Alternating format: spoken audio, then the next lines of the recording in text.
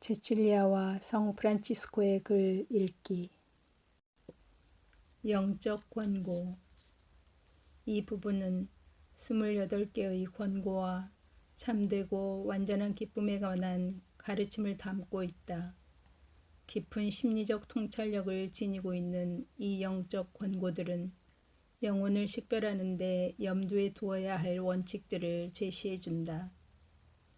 다시 말해서 이 권고들은 사람이 가난한 자 혹은 겸손한 자라는 마음가짐만으로 충분하지 않고 갖가지 덕행의 행위를 습관적으로 실천하는 것으로도 만족하지 말아야 하며, 사람이 실제로 마음으로 가난하고 정결하고 단순하고 순종하는 자, 즉 영적으로 참된 작은 형제가 되어야 함을 가르치고 있다. 이 영적 권고들은 성 프란치스코가 형제들을 지도하는 가운데서 얻게 된 무르익은 열매라고 할 수 있다. 권고. 시대적 배경.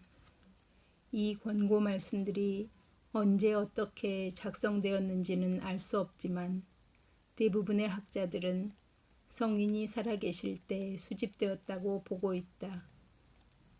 어떤 학자들은 이 권고 말씀들이 프란치스코가 그의 형제들에게 그때그때마다 한 말씀들이며 그가 세상을 떠나기 전이나 떠난 직후에 수집된 것이라 여긴다. 만일 이 권고 말씀들이 1221년의 회칙과 관련이 있다면 1221년경에 작성된 것일 것이다. 보헤미르는 그 나름대로 이 권고 말씀들을 신자들에게 보내신 편지와 매우 관련이 있는 것으로 보고 있는데, 그는 이 권고 말씀들이 논리적으로 배열되어 있지 않고 여러 이상들이 나열되어 이루어진 하나의 설교로 구성되어 있다고 주장하고 있다. 그러나 에셀에 의하면 이 권고 말씀들 안에 주제의 연속성이 있기 때문에 각 권고가 쓰여진 시기를 알아내려고 하는 것은 중요한 일이 아니라고 보고 있다. 그러므로 중요한 것은 이 권고 말씀들이 프란치스코가 그의 일생을 통해서 필요에 따라 형제들에게 한 조언의 말씀들이라는 점이다. 내용. 이 권고 말씀들은 사막의 교부들의 교훈을 떠오르게 하고 있다. 이 권고 말씀의 일관된 주제는 인간이 하느님 안에서 그리고 하느님을 위해서 살기 위하여 자신에 대해서 죽어야 한다는 점이다.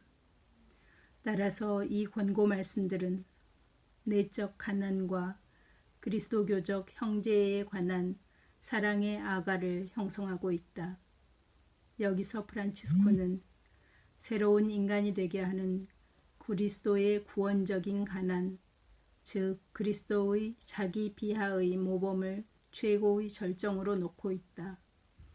여기에 이어 즉시 참된 형제를 통해서만 실현될 수 있는 내적 가난에 관한 묘사가 나오고 있다.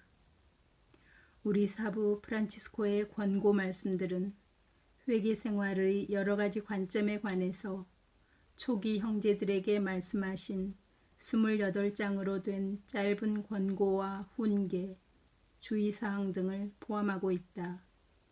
이 권고 말씀들은 프란치스코가 프란치스칸 카리스마에 대한 자기의 이상을 제시하고 있기에 프란치스코의 생활 양식을 따르도록 불림을 받은 사람들을 위한 하나의 완덕의 지침 형태를 띠고 있다.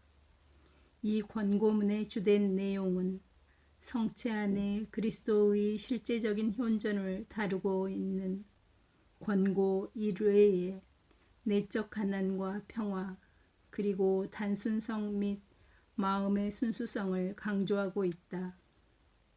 이 권고 말씀들은 한마디로 복음적 단순성이 그 근본을 이루고 있는 프란치스코의 산상 설교라고 불리고 있다.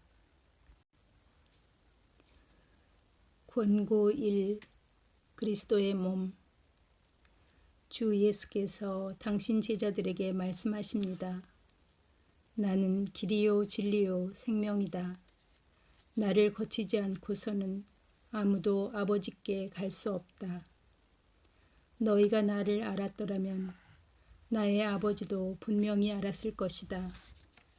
이제부터 너희는 그분을 알게 되었다. 아니, 이미 배웠다.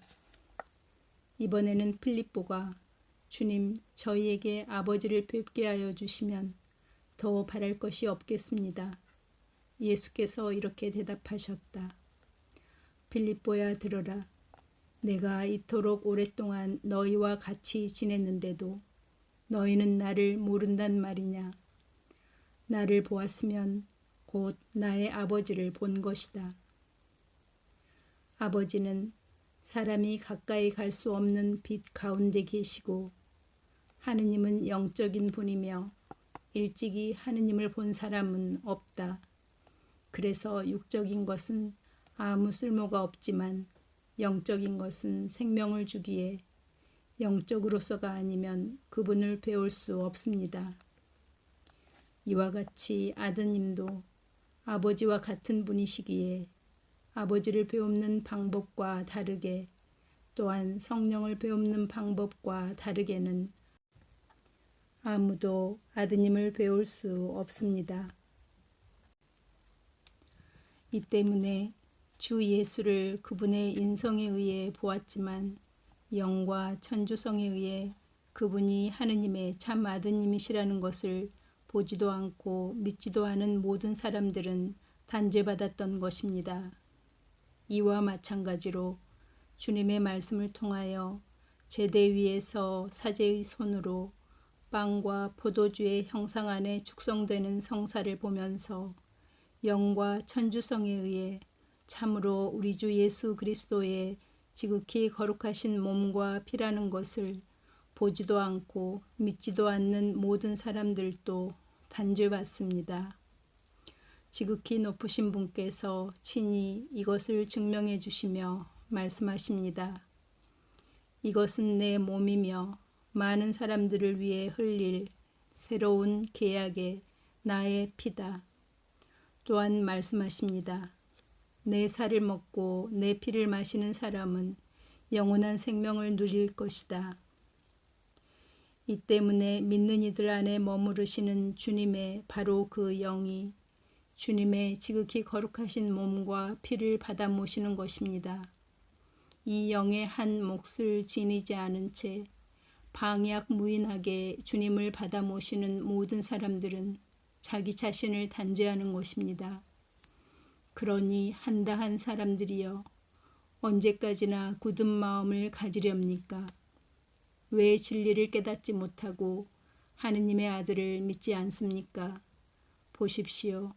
그분은 어좌에서 동정녀의 태중으로 오신 때와 같이 매일 당신 자신을 낮추십니다. 매일 그분은 겸손한 모습으로 우리에게로 오십니다. 매일 사제의 손을 통하여 아버지의 품으로부터 제대 위에 내려오십니다. 그리고 당신 자신을 실제의 육으로 거룩한 사도들에게 보여주신 것과 마찬가지로 지금 축성된 빵으로 우리에게 당신 자신을 보여주십니다. 그리고 그들은 육신의 눈으로는 그분의 육신만을 보았지만 영신의 눈으로 바라보면서 그분이 하느님이심을 믿었습니다. 이와 같이 우리들도 육신의 눈으로 빵과 포도주를 볼 때 그것이 참되고 살아있는 그분의 지극히 거룩하신 몸과 피라는 것을 보도록 또 굳게 믿도록 합시다. 이와 같이 나는 세상 끝날 때까지 너희와 함께 있겠다 라고 스스로 말씀하셨듯이 주님은 당신을 믿는 이들과 함께 이런 형상으로 항상 계십니다. 권고 2. 자기 의지를 자기 것으로 하는 악. 주님이 아담에게 말씀하셨습니다. 나무 열매는 무엇이든지 마음대로 따먹어라. 그러나 선과 악을 알게 하는 나무 열매만은 따먹지 말아라. 아담이 순종을 거스르지 않았을 때까지는 죄를 짓지 않았으므로 동산에 있었던 모든 열매를 따먹을 수 있었습니다. 그런데 자기 의지를 자기 것으로 소유하고 자기 안에서 주님이 말씀하시고 이루시는 선을 자랑하는 바로 그 사람은 선과 악을 알게 하는 나무 열매를 따먹는 것입니다. 결국 아담은 악마의 꿰매에 빠져 계명을 거슬렀기 때문에 먹은 것이 악을 알게 하는 열매가 되어버렸습니다. 그래서 벌 받아야 마땅합니다.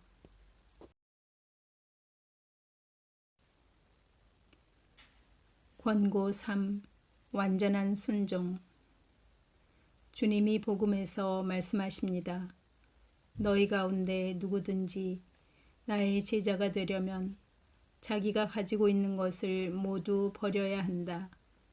그리고 제 목숨을 살리려는 사람은 잃을 것이다 라고 하십니다.